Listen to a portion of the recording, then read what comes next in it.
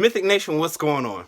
I just got back from seeing the movie Joker, and I don't even know where to start. I have my notes because man, I want to talk about it so much and so in depth, but I don't yet because I think the way for you to really enjoy this movie is to go in with zero expectations.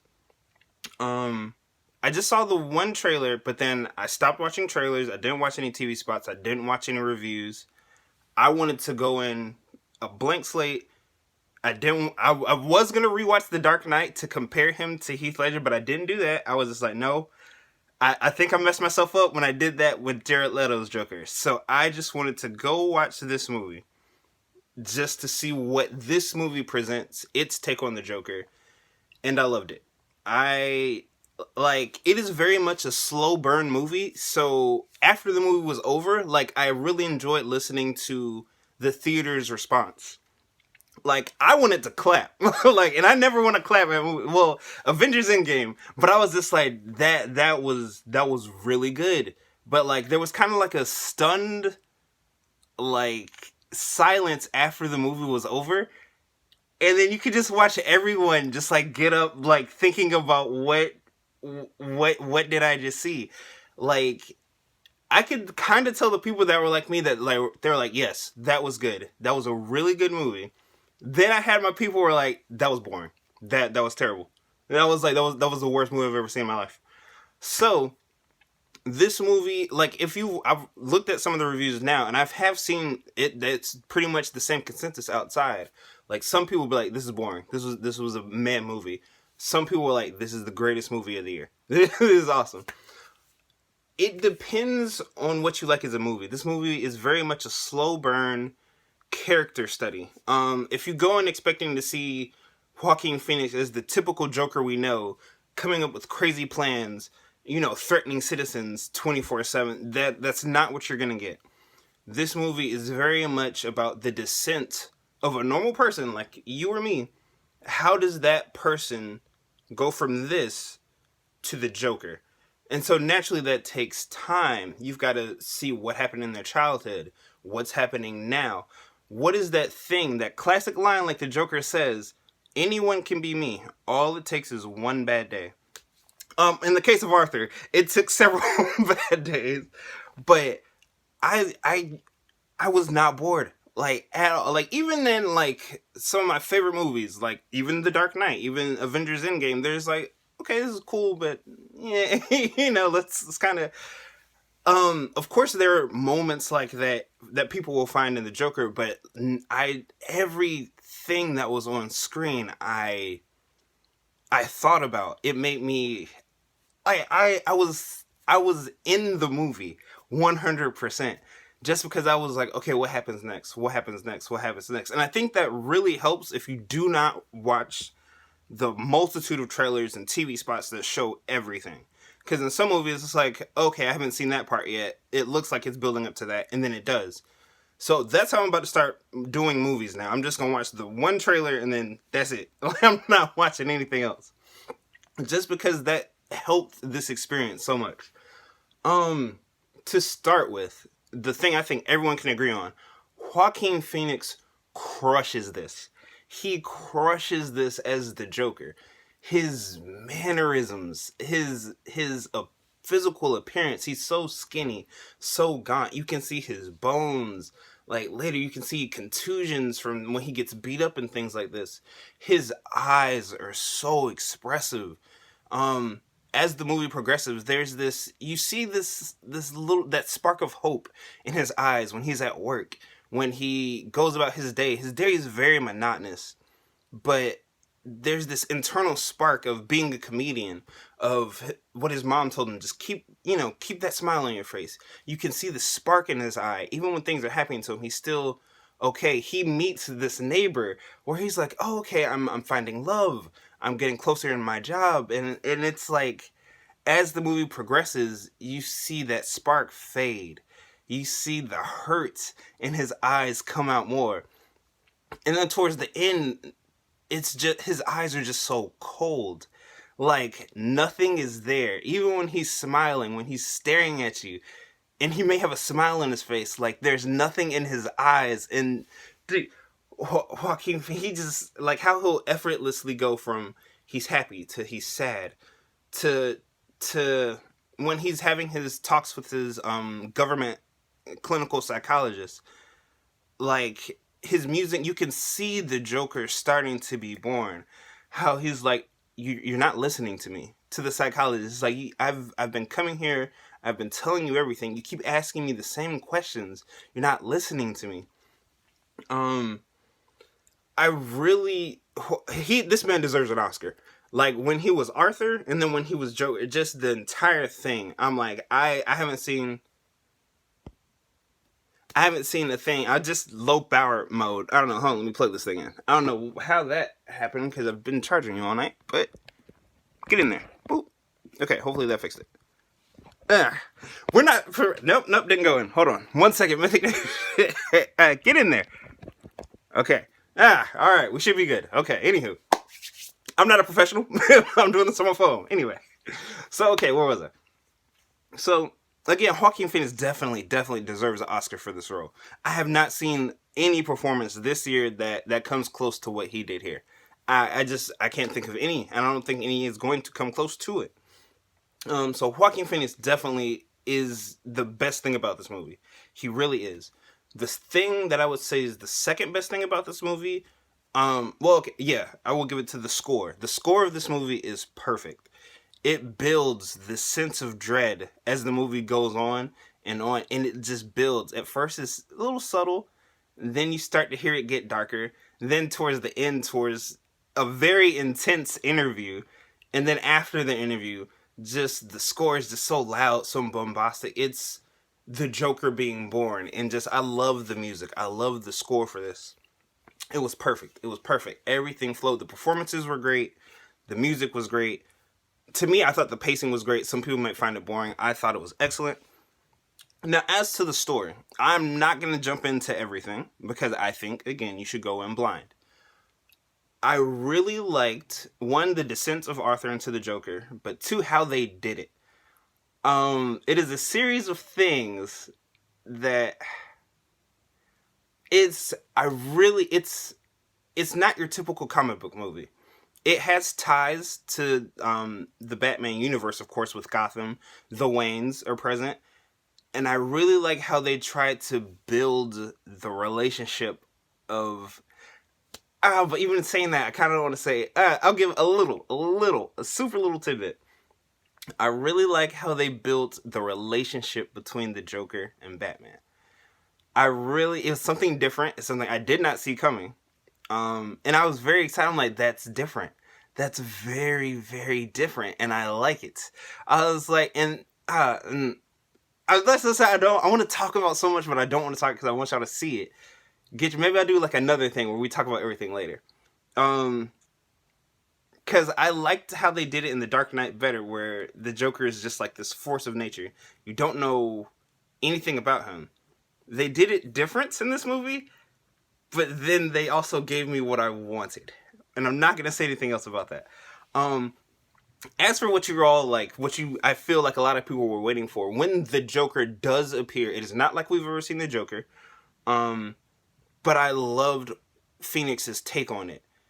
Like, there'll be moments where you're like, okay, that may be a little weird. Like when Phoenix will kill somebody. And then it's like he does this dance. Like, you kind of see it, like he'll dance a lot. And it's kind of like a ballet in a way. Like, that's how the Joker is born. Like, he's going through these complex series of emotions. And like, he's dancing through it. He dances it out to see what's left at the end. And he looks himself in the mirror, and it's like somehow the Joker got there. And I just thought that was so cool. I thought it was so cool. I love what Phoenix does with this character.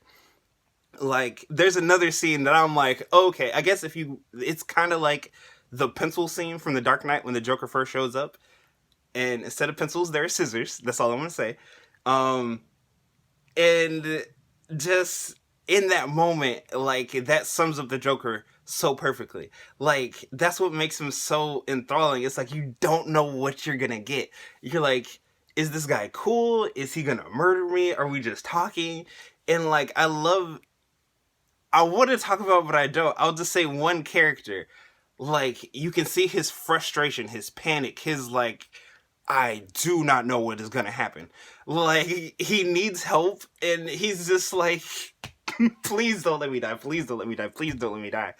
And like, Phoenix is so hilarious. He tells little jokes, um, and I thought they were funny. Like, and I heard like two or three other people were like, "Ha!" Just because it's like you don't expect like a joke at that moment. But I'm not gonna talk about it. But dude, and then his laugh. I was really excited to see how his laugh, and I really, really, really like what they did with it. Because it's not just a laugh. It is a laugh, but it's so it hurts. When he laughs, you can tell it hurts him, and it makes you so uncomfortable. Like, people in the theater, I mean, in the movie, it makes them uncomfortable, and then also people in the theater, because it's like he laughs at like such inappropriate times, but he can't control it, and when he does it, it hurts. Like, you hear it catch in his throat, like it rubs his throat raw. He'll rock with pain when it does it. Like, he cries while it laughs, and it's just so unsettling. But again, like, that's just going back to how great Joaquin Phoenix was. Okay. Like I said, I have my notes because, dude, it makes you think. Like I said, this was not a typical comic book movie. It touches on a lot of things. Like, I know there was a lot of. I know the family of the victims of the Dark Knight Rising shootings. You know, they released their that piece about how they were troubled that they felt like this movie glorified the Joker, how they glorified violence, and I can see how they would say that. I do not think that this movie does that. I think this movie, like any good piece of art, like all piece of art, like how a comedian should do, how a painter, musician, a film director or a film writer, an author of a book, a good comic book, they've always offered not to glorify, but they've tried to give us the space to talk about issues that people don't really talk about. Like, Wonder Woman was trying to give people to talk about women's rights way before it ever got to the mainstream. Like, Green Lantern tried to talk about gay violence, discrimination against black people. Comics tackled these things because they could way before it gets to the mainstream, and far more often than not, they present the best argument about it. They're like, people are people, love is love. Why are you getting bent out of shape about it? So this movie continues in that tradition. Yes, there is violence. So it gives the opportunity to talk about violence. It's a commentary on society. It asks the question that I think needs to be asked: how is the Joker born, and whose fault is it? Because it doesn't happen in a vacuum. You don't get someone like how you get mass shooters, like how you get suicide bombers, how you get dictators. It doesn't happen in a vacuum. Like, these people don't just ploop come out the womb and then I'm gonna go crazy. I mean, you have your instances of your mental imbalances and whatnot, but it is true, society does have a role in it, and this movie brings up that question, and it is a valid question.